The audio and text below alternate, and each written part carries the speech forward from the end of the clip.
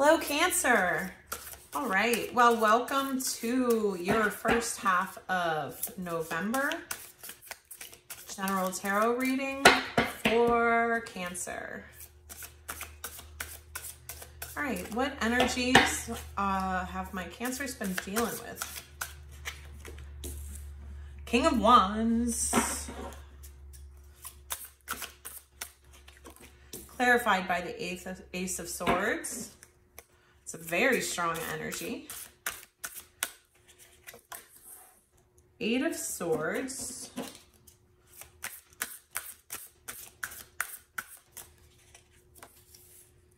Page of Cups.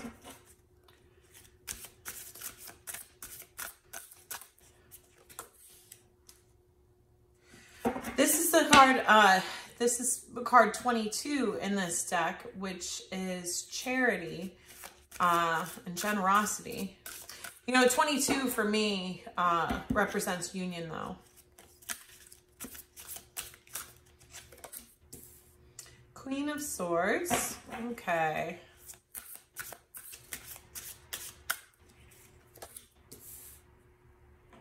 Hermit. Clarified by the Nine of Swords. Okay, well, Cancer, so it looks like, now it could be you in this King of Wands energy, but I am kind of seeing this as a, hey, hang on a second. Hey, quit it, guys. Go play further away. This King of Wands energy, again, it could be your energy, but I'm sensing this as another person that you may have been dealing with. And that's clarified by the Ace of Swords, which is about truth. I'm sorry, you guys. That's it. You guys are being locked out.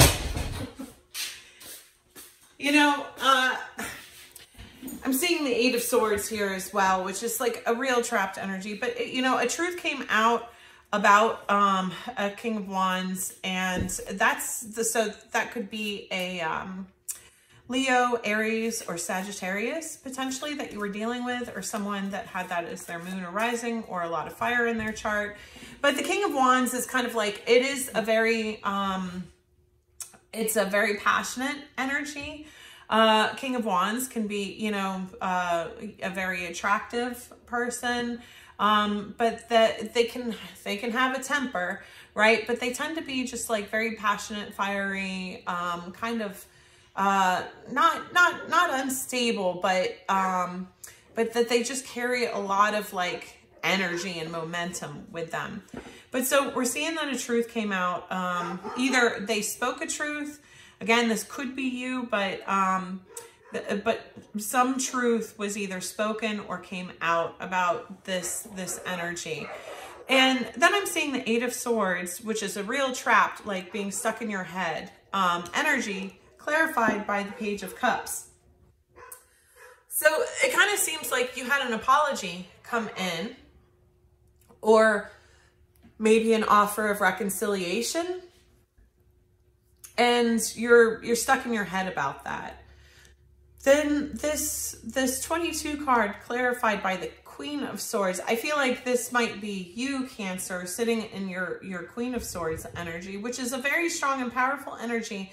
You know, Queen of Swords, she can cut your head off, right? It tends to be kind of like a more cold, defensive, distant energy, that you're just not going to be accepting any nonsense or anything that you feel like lacks integrity. All you want at this point is truth. And so, you know, I don't know, it could be potentially that it was more of a situation where this person was withholding the truth from you that sent you into that Eight of Swords. But you know, but the Queen of Swords energy is clarifying this 22 charity and generosity. So that could really signify too that you're really trying to present a balance of still being your soft, squishy Cancer self, right? But you know, I mean, Cancer's known for that, right? You guys have a lot of deep emotions and feelings on the inside. But you can wear your shell, and when things get tough for you guys, you know, you do the crab thing, you snap at people, you know. But I do see a sense that you are trying to kind of keep a balance here between presenting that Queen of Swords energy to the people in your life that need it, but still, you know, kind of possessing that softer side of yourself as well. Then I'm seeing the Hermit, which is clarified by the Nine of Swords. The Nine of Swords is a card about mental conflict, regret, kind of, you know, again, it's similar to this Eight of Swords energy, but worse, right? So, you know, I think there's some guidance that whatever this situation was, that I'm seeing it going from the Eight of Swords to the Nine of Swords tells me that you may not be wanting to really look back at this situation, or kind of like process it from a healing perspective to do that shadow work that has come up through these interactions with this person. And that is really, really important to do, because again, if you don't really kind of like dig through that, kind of do the autopsy, make sure that you go and find the learning about that, as well as, again, in particular for yourself and any shadows that's raised for you.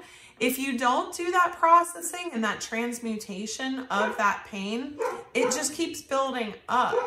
So, you know, even though, you know, I see that you're trying to balance and say, I'm just going to cut off any negative energy or any person that's, you know, not being truthful towards me and stuff like that. And that's true, right? I mean, but again, you can swing that sword harder than it needs to be.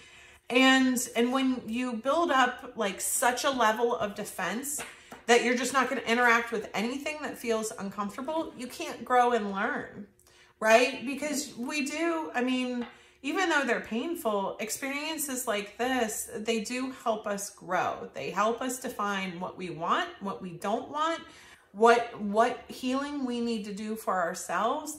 And so by cutting ourselves off from all of those experiences, we don't grow. And without doing that, again, that transmutation, that pain just actually builds up. So there's some encouragement to go into Hermit energy, to meditate, and to do that work so that you can release these swords. What happened in the past, you're still holding on to it, and it's still hurting you. And it's because you kind of haven't completed this process. You have, I see, it looks like ended this, and you've said like, no, you're trying to set up these boundaries. But yeah, it's the universe is really asking you to kind of go within and do that work so that you can put these swords down and move on to the next experience. Again, I'm kind of getting a message too about this Queen of Swords energy. You know,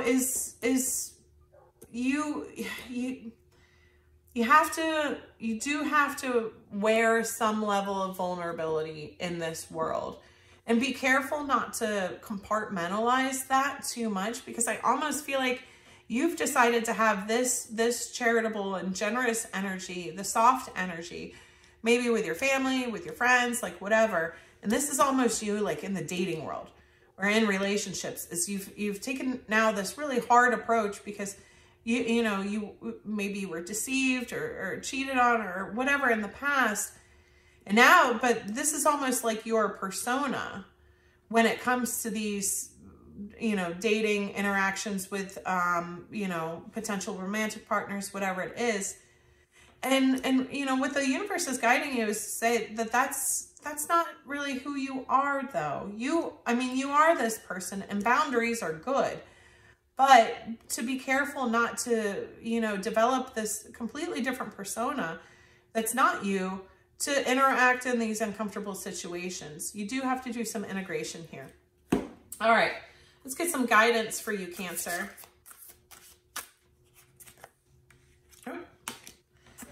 The universe rewards motion. What guided action can you take today? And in this card, you know, this guy, there's this person out on the sand dune completely by themselves, and they're taking a step, you know? And so the guidance in this card is whatever you're kind of working towards. I mean, when you go to process all of this, for example, it's not like, you know, you're going to heal everything at once. Don't have that expectation. Just take a step.